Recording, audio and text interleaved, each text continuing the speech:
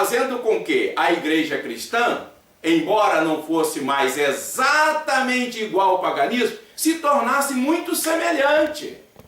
Alguns exemplos. Antes de serem cristãos, eles tinham muitos deuses. E eles tinham um Deus para cada coisa, um Deus para cada país, um Deus para cada cidade. Eles faziam as estátuas dos deuses, ajoelhavam diante delas e lhes prestavam culto. Agora, ao fazerem o casamento do cristianismo com o paganismo, eles determinaram que, como lá no paganismo eles tinham muitos deuses, no cristianismo eles teriam muitos santos. Como lá eles haviam tido um Deus para cada coisa, aqui eles teriam um santo para cada coisa. Como lá eles tinham um Deus para cada país, um Deus para cada cidade, agora eles teriam um santo para cada país, um santo para cada cidade. Como lá eles faziam as estátuas dos deuses, diante das quais ajoelhavam em culto, rendendo culto aos deuses, agora eles faziam as imagens dos santos e ajoelhavam diante delas e lhes rendiam cultos. E estas e outras inovações eles foram trazendo para o cristianismo e deu-se início aí ao que hoje conhecemos pelo nome de Igreja Católica Apostólica Romana, que é uma degeneração do verdadeiro cristianismo. Bom, já que essa mudança não foi algo marcado com dia e hora, foi realmente paulatinamente, é possível que hoje tenhamos pontos em comum, certo? Agora, quais pontos são divergentes, importantes, que nos separaram tanto entre evangélicos e católicos? São realmente muitos os pontos. E talvez eu nem me lembrasse de todos aqui agora. Mas você deve estar lembrado que eu disse há pouco que a Igreja Católica prega que ela é a única Igreja de Cristo.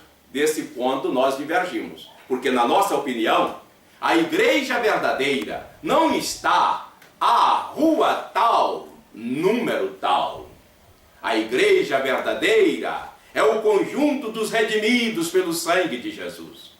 Se uma determinada pessoa neste momento, que não pertence a religião nenhuma, está lendo a Bíblia e está crendo no que está escrito ali, e nesse momento ela faz um propósito de seguir a Cristo, e lá no seu quarto ela ora dizendo: Senhor Jesus, de hoje em diante eu sou teu discípulo, quero também te servir.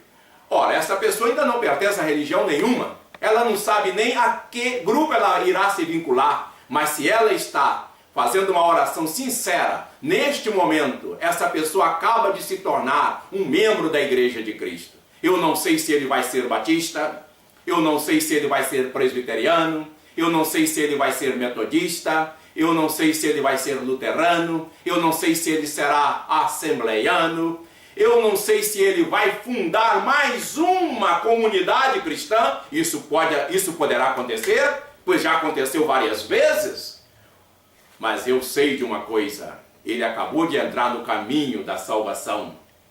Ele acabou de se tornar membro da Igreja do Senhor Jesus. Ele não é batista, não é presbiteriano, não é assembleiano, não é metodista, mas é cristão. Ali está a verdadeira igreja. Então, para nós, a verdadeira igreja não é a batista, não é a Assembleia de Deus, não é a presbiteriana, não é a metodista, não é essa e nem aquela outra ramificação do cristianismo. Não é a Igreja Católica. A verdadeira igreja é o conjunto dos redimidos pelo sangue de Jesus. Bem, então, pelo que eu entendi, o ponto mais divergente seria isso. A Igreja Católica dizendo que a salvação vem através dela, e as igrejas evangélicas defendendo que quem salva não é igreja, e sim Cristo. Agora, importante saber, a igreja evangélica e a igreja católica, elas são orientadas pela mesma Bíblia? Não, 1000 vezes não. Católicos e evangélicos não têm o mesmo norte. eles não se orientam, eles não se norteiam pela mesma bússola. A Igreja Católica tem uma Bíblia diferente da Bíblia evangélica. Além disso, ela confessa que não se orienta só pela Bíblia, mas se orienta também pelo que ela chama de sagrada tradição, que segundo ela é aquilo que Jesus falou e não foi escrito. E ainda afirma que essa tradição, ou seja, repito, aquilo que Jesus falou e não foi escrito, tem mais peso, vale mais do que aquilo que Jesus falou e foi consignado na Bíblia.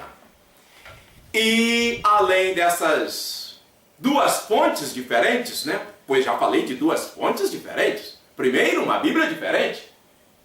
Segunda, não se orienta só por essa Bíblia diferente, ela se orienta também pelo que ela chama de tradição. E terceira, a Igreja Católica crê também que o encargo de interpretar a Bíblia não foi confiado aos leigos e nem mesmo aos padres. Nem os padres têm dado por Deus o encargo de interpretar a Bíblia. Na opinião da Igreja Católica, essa missão foi confiada apenas ao alto clero, ou seja, ao Papa e aos bispos em comunhão com ele. Só de bispos para cima tem o poder, o encargo dado por Deus de oferecer uma interpretação das Escrituras. Isto significa que o católico tem, então, guias diferentes, uma Bíblia diferente. Não se orienta só por essa Bíblia diferente, mas também pela tradição. E depois aposentam a cabeça, deixando que a alta liderança pense por eles.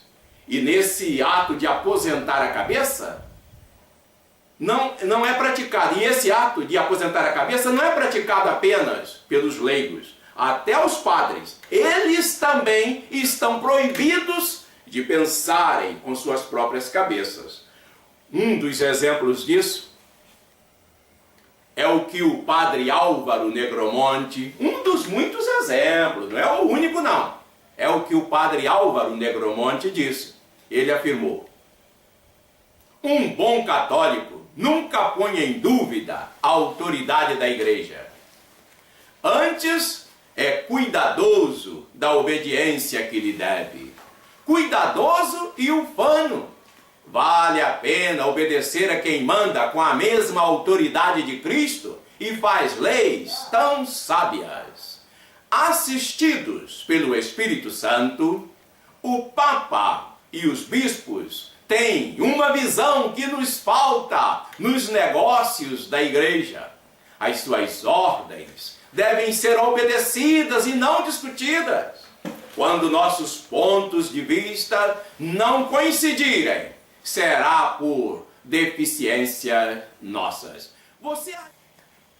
Você há de convir que quando o padre Álvaro Negromonte disse que quando a nossa opinião diverge da do Papa, o erro está em nós, que isto significa que devemos seguir ao Papa cegamente. Sempre que o Papa fala, o erro está em nós se dele discordamos, porque ele nunca erra. Ele está apenas, então, interpretando muito bem o que ele aprendeu no seminário, que ao Papa se segue cegamente. O Papa falou, a gente deve obedecer mesmo discordando dele, porque não está errado o que ele falou. Nós estamos discordando por ignorância nossa, ou usando palavras dele. Quando os nossos pontos de vista não coincidirem, será por deficiências nossas. Há, sim, uma polêmica entre católicos e protestantes. Porém, mais importante do que essa polêmica é a verdade em si. E você precisa saber de que lado ela está. E como saber? Em primeiro lugar, quero lhe dizer que você precisa tomar algumas medidas para obter a luz necessária. Por exemplo, você precisa ter coragem de pensar com a sua própria cabeça. Você deve estar lembrado que nós já mostramos que, segundo a Igreja Católica, você deve se guiar cegamente pelo Papa e seus bispos. Que você deve se orientar cegamente pelo que eles afirmam. E se você der crédito a isso, você nunca vai encontrar a verdade, pois vai ficar nessa mentira até a morte. Então, para você encontrar a verdade, a primeira coisa que você tem que fazer é abandonar essa mentira, posto ser óbvio que isso é mentira. Imagine que petulante seria eu, que déspota seria eu, se eu dissesse que você deve se orientar por mim cegamente. Claro que não é este o desejo de Deus. Portanto, leia a Bíblia com seus próprios olhos, raciocine com sua própria cabeça e procure tirar suas próprias conclusões.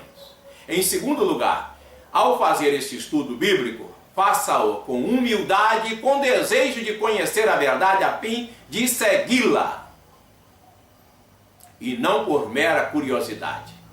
Em terceiro lugar, ore ao Senhor pedindo a Ele a iluminação do Espírito Santo. Ore ao Senhor pedindo a Ele para lhe mostrar a verdade. Diga a Ele que você está disposto a abraçar a verdade desde que a conheça. Se há dúvidas, peça a Deus para lhe iluminar. Que Deus te abençoe.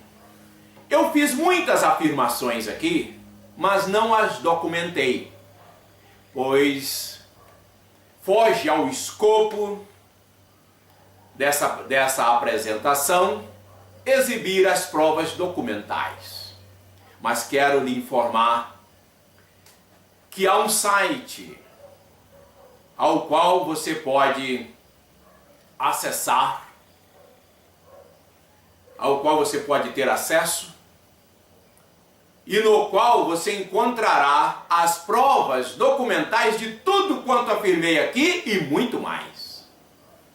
Seu endereço: www.pastorjoel.com.br.